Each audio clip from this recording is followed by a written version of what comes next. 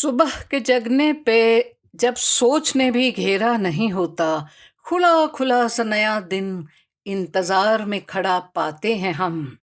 जीवन सुरों से सजा, जादुई रंगों से रंगा, हमें तो बस उठना भर है और चलना है सपनों की दिशा में। दुआ भी है, विश्वास भी कि आज का दिन खूबसूरत है और कल कल बेहतर होगा जरूर। प्रसिद्ध ताइवानी गीतकार लो ताओ यू के गीत टुमारो विल बी बेटर की इन अनुदित पंक्तियों के साथ नमस्कार साथियों। सुमेधा कटारिया टॉक्स वर्जन 2 की 5वीं कड़ी में आपका स्वागत है। क्या आपको याद है सबसे पहले कब रात और दिन का एहसास होने लगा था? बहुत छुटपन में तो शायद हम भी दिन में सोते रहते होंगे, रात को पेरेंट्स को जगा के रखते होंगे, पर फिर आदत बनने लगती है नेचर को फॉलो करते हुए जागने, खाने, खेलने, पढ़ने, सोने की। कहीं घुट्टी में ही पिला दी जाती है समझ दिनचर्या, डेली रूटीन की। उसके बाद घुड़की में कभी समझाने के अंदाज में सिखाया जाता है टाइम मैनेजमेंट के बारे में, और ये सिलसिला अनवरत चलता ही रहता है। आदत में शुमार होके कभी तो कभी गिल्ट फीलिंग भी देता है देर तलक सोने पे, या बेसमय खाने पीने पे, या हेल्थ फिटनेस रिजीम की अनुपालना ना करने पे। आज डेली रूटीन पे चर्चा करना चाहूंगी। ईसा पूर्व में अरस्तु ने कहा था, हम वही हैं जो हम रिपीटेडली करते हैं। एक्सीलेंस, श्रेष्ठता कोई कार्य नहीं बल्कि एक आदत भर है। हम में अक्सर मोटिवेशन की कमी नहीं होती, बस कुछ आदतें ही तथाकथित रूप में सही नहीं होती हमारी। हम अपने ढंग से, अपने तौर तरीके से जीना चाहते हैं, ना कि किसी के कहे या आम तौर पे स्वीकार्य रूल्स या मापदंडों के मुताबिक। यानी कहीं हम संघर्ष करते हैं कि कहीं अच्छी आदतें न पड़ जाएं, और फिर हमें रियलाइज होता है अच्छी आदतें बनती मुश्किल से हैं, उन्हें अपना के जीना भी इतना आसान नहीं लगता, पर अच्छी आदतों के साथ जिंदगी लॉन्ग रन में बेहतर हो जाती है। आसान तो नहीं होता, बनी बनाई, स्वतः अपनाई तथा कथित बुरी आदतों को एकदम छोड़ देना, पर एक एक करके उन्हें हेड ऑन लेके इंडल्जेंस कम की जा सकती है। एक सही नियमित दिनचर्या को बनाना सेल्फ इन्वेस्टमेंट यानी अपने लिए किए निवेश की तरह है, और ये तरीका दुनिया के सामने हमारा सर्वश्रेष्ठ द बेस्ट ऑफ अस आगे लाने में मददगार साबित होता है।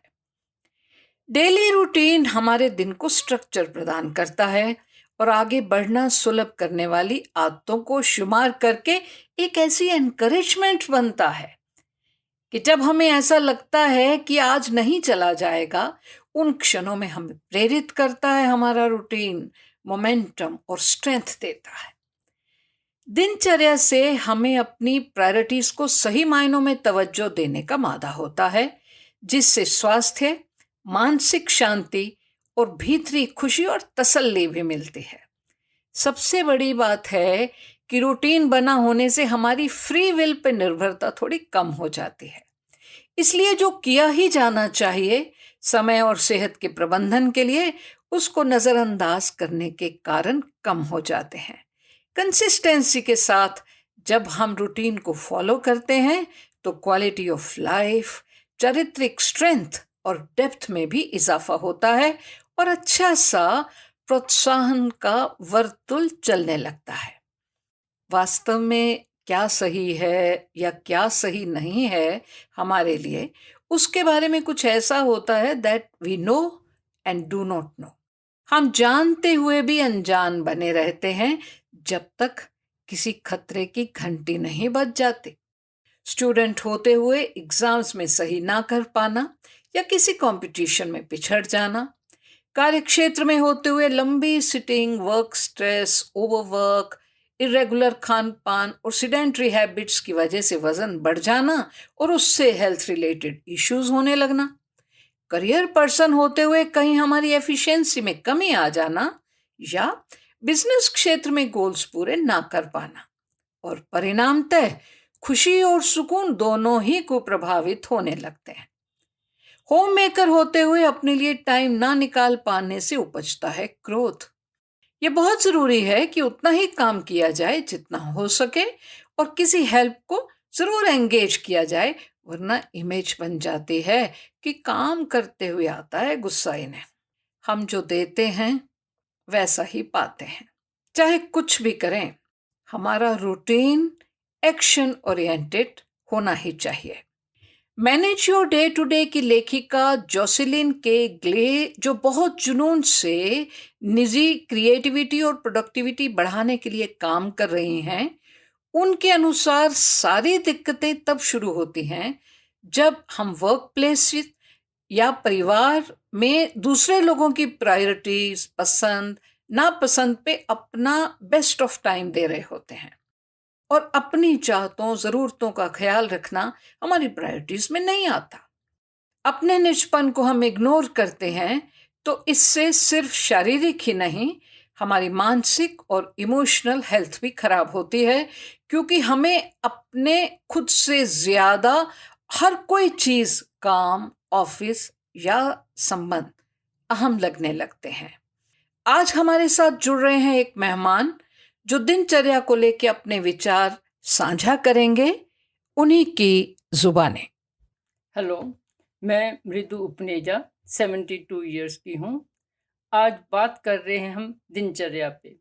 हम चाहते हैं कि हमारा सारा दिन खुशी से, शांति से बीते, लेकिन हमें उसके लिए प्रयत्न करना पड़ेगा। अपनी दिनचर्या को उस हिसाब से सेट करना पड़ेगा।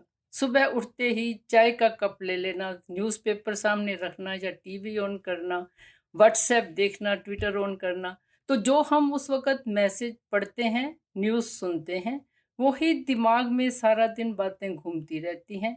सारा दिन बेचैनी, परेशानी रहती है, उदासी भी रहती है और शाम तक हम बिल्कुल निढाल हो जाते हैं। यदि हम अपने दिन की शुरुआत प्राणायाम से, योग से, स्वाध्याय से करें और प्रार्थना और धन्यवाद से करें, तो उसका भी असर हमारे मन और शरीर दोनों पर पड़ेगा। धन्यवाद इस बात का कि हम एक और दिन हमें मिल गया है जीने के लिए, अपने सपने पूरे करने के लिए और कुछ अच्छा करने के लिए। प्रार्थना ये कि हम सारा दिन अच्छे काम कर सकें, स्वस्थ रहें और खुश रहें। उसके लिए क्या करना है हमें? हमें अपने मन और कर्म को नियमित करना पड़ेगा। संकल्प करना पड़ेगा कि हमें सुबह 5 या 10 मिनट अपने साथ, अपने लिए बिताने होंगे। क्या करना है और क्या हम चाहते हैं। दिन भर हम काम करते हैं ऑफिस में, परिवार के लिए जिम्मेवारियां पूरी करते हैं, मित्रों और दोस्तों या संबंधियों के हिसाब से अपनी दिनचर्या को बनाते रहते हैं, तो उस वक़्त कई बार परेशानी भी होती है। लेकिन यदि सुबह के 5 मिनट हम अपने साथ बिता लें, अपनी ऊर्जा को संचालित कर लें कि किस दिशा में जाना है, तो दिन भर में आप उसका असर देखेंगे, आनंद की स्थिति में रहेंगे और कोई परेशानियां आपके ऊपर असर नहीं डालेंगी। कंपैशन हम सब के लिए, एक हमारी एग्जिस्टेंस के लिए ज़रूरी है। हमारे आसपास जो है, यदि हम उसमें से किसी एक का भला करते हैं, तो भला जिसका होता है वो हमें दुआ देता है या वो शांत रहता है, तो हमें खुशी मिलती है और यही हमारी बेसिक नीड है। आसपास के लोग शांत रहें और हम खुश रहें, यही तो माहौल हम चाहते हैं, खुशी भी हो और हमारा आसपास का वातावरण शांत हो। भीड़ में चलते हैं हम तो बहुत लंबा रास्ता तय कर सकते हैं, लेकिन ऊंचा उठना है, चोटी तक पहुंचना है, तो एक एक कदम करके ऊपर उठा जा सकता है। इंतजार ना करें कि कोई आप आके आपकी दिनचर्या बनाए, कोई बताए कि आपने क्या करना है। आपने अपना रास्ता खुद चुनना है। क्या करना है, कैसे करना है, अपना रास्ता तय करना है, तो अपना रास्ता खुद चुनें और अभी से शुरू करें। संकल्प करें 2-3 वीक्स के लिए ये काम करना है, तो उसके बाद यदि कर लेते हैं, आपको इंतज़ार नहीं करनी पड़ेगी कि उसका परिणाम देखने के लिए, तुरंत आपको उसके परिणाम नज़र आने लगेंगे। 2 वीक्स के बाद आप देखेंगे आपका कॉन्फिडेंस और आपकी विल पावर बढ़ गई। यदि 2 वीक्स कर सकते हो तो मैं लंबे टाइम के लिए क्यों नहीं? और यदि कंटिन्यू किया, 2 मंथ्स के लिए कर लिया, तो फिर धीरे-धीरे आप ये छोड़ नहीं पाएँगे और ये 2 साल के अंदर तो क्या कुछ महीनों के अंदर ही आपकी आदत बन जाएगी, वे ऑफ लाइफ बन जाएगा। उसके लिए फिर कोशिश नहीं करनी पड़ेगी, ये ऑटोमैटिकली आपसे होने लगेगा। और यही है कि हमारे जीवन के लिए हम अपने आप की एनर्जीज़ को कैसे चैनलाइज़ करें। खुशियाँ और शांति के लिए हमें इंतज़ार नहीं करनी पड़ेगी, हमारे साथ हमेशा ही बनी रहेंगी। ये थे जर्मनी निवासी मृदु उपनेजा जी के विचार। आपको कैसे लगे जरूर शेयर कीजिएगा। हमारी दिनचर्या हमारे लिए सैक्रोसैंक्ट होनी ही चाहिए, जिसमें हमारी हेल्थ, इंटेलेक्ट, इमोशंस और दिली सुकून को पूर्ण तवज्जो या अहमियत मिले। Social media channels, WhatsApp, Facebook, Instagram, Twitter हमारे लिए हैं या हम इनके लिए हैं, ये निर्धारित हमें ही करना होगा। और अपने दिन की शुरुआत क्या हम ग्रेटिट्यूड और पॉजिटिविटी के साथ और खुद को धुरी पे रख कर करते हैं, या टीवी पर न्यूज़ देखकर, अखबार पढ़ के? इसका निर्णय हमें ही करना है कि हमारे लिए बेहतर क्या है। कभी कभी अपने को थोड़ा आंख दिखाना और दूसरों को नो कहना भी जस्टिफाइड है।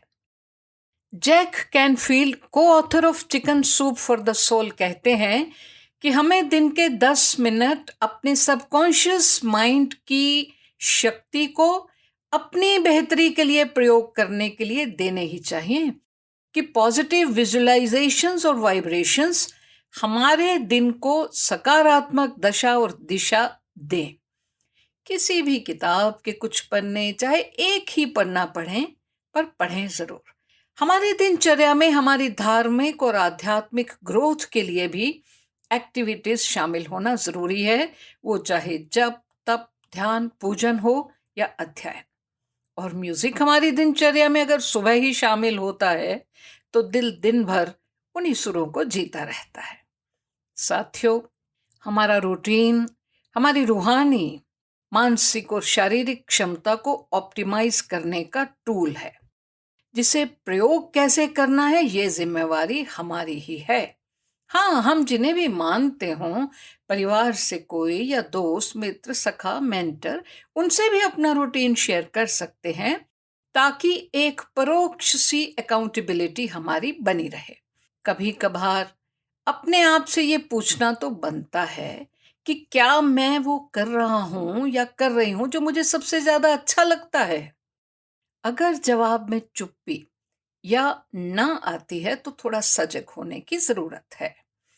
अपने रूटीन का सेल्फ ऑडिट भी करना बनता है कि कहीं ऐसा तो नहीं कि शिकायत करना, क्रोधित होना या तंज हमारी रूटीन हैबिट्स बन गई हों। अपना ख्याल हम खुद रखना चाहेंगे, तभी हम हेल्थी, दिल से खुश, मन से शांत, इंटेलेक्चुअली संतुष्ट और रूहानी सुकून से लबरेज रह सकते हैं। योगा, फिजिकल वर्कआउट्स, स्वस्थ न्यूट्रिशियस खाना, मेडिटेशन, जर्नल राइटिंग, म्यूजिक, किसी के लिए कोई एक्ट ऑफ काइंडनेस, किसी स्ट्रे एनिमल को कुछ पका के खिलाना, पक्षियों के लिए छत पर पानी रखना, गार्डनिंग, चाहे केवल छोटे छोटे प्लांट पॉट्स को ही नर्चर करना, इनमें से कोई भी 3 चीजें अपने रूटीन में जरूर शामिल करें। और हाँ, बताना जरूर साथियों कि आपने अपने रूटीन में क्या शामिल किया। अपने कमेंट्स, प्रश्नों, अनुभवों, सुझावों से जरूर अवगत करवाइएगा। फिर मिलेंगे अगले सप्ताह इसी समय, इसी दिन। जय हिंद।